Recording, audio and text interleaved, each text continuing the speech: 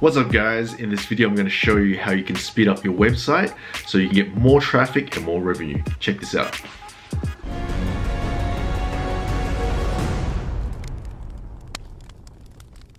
Hey, how you going? So in this video I'm going to show you the 3 tools that I use to measure the website speed.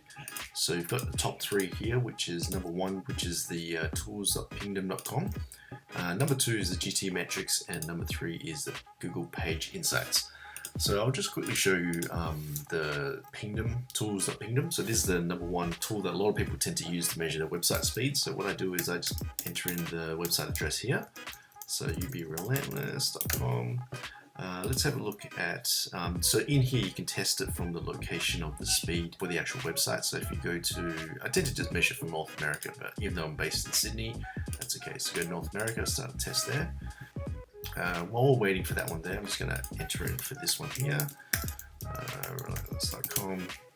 So you can see the GT metrics, it's measuring right now. It's pretty quick there. So I'll just give you a quick rundown of GT metrics. So GT metrics, it's another way in which you can measure your website speed. So obviously when you enter in your website address, it's going to start measuring the website speed. So these are the main metrics that you need to focus on. So you need to focus on obviously the page speed score, the slow score, the fully loaded time, total page size, and also requests as well. So these are the metrics that you really want to focus on. So at the moment, Relentless, it's got an A, which is 97% in terms of speed. Why slow? This is just another form of measurement. So obviously it's going at 95%. Fully loaded time, so it took about 2.6 seconds to load the entire website. And then the total page size is 469 kilobytes. So you might notice that if you've got more images, if you've got more files, if you've got more elements on your particular website, then this number will obviously increase. You want to try and reduce it as much as possible. Obviously the load time, you want to keep it under 3 seconds as well, because in terms of SEO, you want it to appear a lot quicker. So in terms of requests, what does this mean? This means that how many website links, how many requests that the website tends to process in order for it to load up. So when I first initially had Relentless, I had about 200 requests. So obviously you can imagine it takes quite a long time to go through all the requests. So you want to reduce these requests as much as possible. So over here you can see there's a list of all the things that it measures to determine the speed of your website. So you can check to see the character set, CSS. You can also have a look at the image dimensions as well, and also JavaScript. So there's a lot of work that can go into your website to speed it up. I actually look at the areas that needs improvement. I click on the area that needs improvement, and then it just gives you an indication of what you should improve. So in terms of this one, it says deferred passing of JavaScript. So this part here just says that this website, this file there, I just need to defer the JavaScript. So there's actually a bit of code that I need to put in for this particular line of code there, and then it will just automatically fix it, and then this part might go to an A. So there's a bit of work there. Why slow? If you click on it, it tells you that for this particular site, use cookie-free domains. I won't go through all of these ones, but you can research this in your own time, but this gives you an indication that for this particular area here, you want to make this site cookie-free domains. So I'll have to reconfigure my site to make it cookie-free. And then if you click on waterfall, you can actually see all the assets that loads on your homepage, and you can see how many milliseconds that it tends to load. So this gives you a really good idea on all the areas that needs improvement. So I can see that this favy icon here, the icon, it's taken 1 second to load up. So I've been trying to reduce this one down to like the milliseconds. So it's taken 1 second to load this icon. And obviously all this accumulates. So the more files and more images that you have, it takes a long time for it to load there. So Google Page Insights. So Google Page Insights, this is its own Google's got its own measurement in terms of website speed. So you've got 2 versions, you've got the mobile and you've got desktop as well.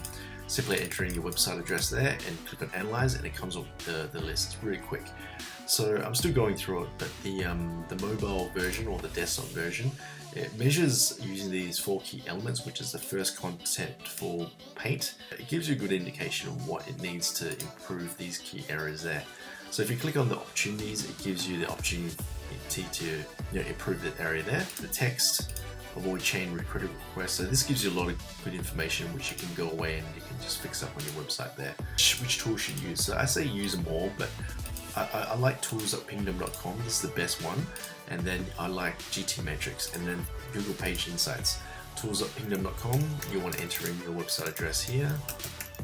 Okay, select it from the place it's going to be testing it from. You click on Start Test, and then it just runs a test. So it usually just takes maybe about a minute. It's pretty quick. So you notice it just took about a minute for it to load up. So it measures your website speed, and it gives you these 4 key areas, which is the performance grade, the page size, load time, and request. You might notice that this looks a bit different to the GT metrics. That's okay. But then it gives you the areas in which it needs improvement. So here's the areas that's really good. In the red and the orange, you want to focus on these ones. So once again, compressed components, expires headers, cookie free domain. So I won't go through all these, but this gives you an indication of what you need to do. So what I tend to do, if I don't understand it, just go on Google, copy and paste it, and then it'll just tell you which areas which you can do to fix your site. Here you go. You can see that the requests images, it's taking about 31 requests there. So there's a lot of images on this homepage. There's only 7 fonts that's loading, 5 JavaScript. So obviously if you reduce the images, this is going to reduce and obviously improve the speed. So it gives you really good information what to do. Here you can see it's mucking around with the load time. So you just set the sort by the load time. This is what all the elements that's loading. It gives you an indication of how long it takes to load these images there. And then you can also go to the next pages, and then it will just load up there. So as you can see, it's pretty good. About 2 weeks ago, what I did was I measured the website speed. I decided to make an effort to improve the website speed, and my performance was actually a D, so it was really bad. And the page size was about 3 megabytes, the request was about 200, and the load time was about 7 seconds. So it was really bad. What I did was over the next 2 weeks, what I did was every single day I worked on all these little bits and pieces, and then I just slowly improved the website. So what I did was I removed the images. So I'll show you. I'll go to Relentless right now. So you notice how fast it just loads. That was just a second and a half. So what I did was there was actually a background image here. So I removed the background image. That reduced the speed by about a second. I had these videos and all these graphics along the side on the sidebar here. So what I decided to do was I just removed them all, and that really improved. I also removed a lot of the plugins that was on the particular website. So there was a lot of plugins that I had that I just didn't need. So for example, Google Analytics. Google Analytics, it will just measure the analytics of the website, but you can actually just copy and paste the code from Google and paste it into your website, and you don't need a plugin. So plugins is the big one. And I kept my plugin count to about, I've got about 9 plugins, but before I had about 20 plugins. And that really slowed down the site. So I highly recommend just to remove all the plugins, and then it'll just slowly improve. It'll just slowly speed up the website as well. And if you click on just one of these posts there, it loads really quick. See, that was only just 1 second. But before it took about 3 to 7 seconds. And in terms of SEO, you've got to have a really quick website, because if you don't have a quick website, then other people who's got fast websites will obviously overtake you, and they'll get better rankings as well. So that's what I did to improve the website speed. To use these 3 tools, measure it, and then every single day just focus on one thing to just improve it, and start removing things from your website. Remove graphics you don't need, optimize the graphics. And another thing I want to show you is so in the back of your WordPress, if you go to the plugins, install plugins, the plugins that I recommend for you to install is this one here, EWWW Image Optimizer. This is a really good plugin. What this does is this actually optimizes all the images. I'll show you this in more detail as well. You want to install WP Rocket. WP Rocket is really good for, it optimizes all the JavaScript, the images, all the scripts and everything. It's really good. And obviously you want to remove, these are the 2 plugins that I recommend to speed up everything. And another thing is you want to use CloudFlare as well. So this gets a bit technical, but you can go to CloudFlare. Okay, so CloudFlare, it's you can go for a free version, just sign up for a free account and hook up your website to here. So what CloudFlare does is, think of it as instead of everyone going to one area of, like, your website's actually stored on a particular location. So if a lot of people are accessing your website, then obviously that website is going to be inundated with a lot of requests, right? So what Cloudflare does is it breaks up your website into all these areas around the world. So therefore there's an area in Sydney, there's an area in America, there's an area in Asia. So people in those particular countries, when they access your website, they go to that the local location to access your website. So obviously it's a lot faster. Instead of going to America to get the website, it's going to Sydney because that's where I'm based. And obviously this is what Cloudflare does, is that it hooks your website up to the local locations and it speeds up your website. So just sign up for a free account, copy and paste your website link in there and just follow the prompts, and then you're running there. So that's what I did. So yeah, so obviously going back to the plugins, you want to remove as many plugins as possible and try and keep it under about 9 plugins if you can. And then install this thing called Image Optimizer, EWW. And when you go to your images, so let's go to the library there. Whenever I upload an image, what it does is you can actually optimize it. So when I upload an image, this was an image I optimized early this morning. So this morning I uploaded a new picture. This one was a really big picture, but then you click on optimize and it just automatically just keeps the quality of the image, but reduces the image file size. So it's really cool.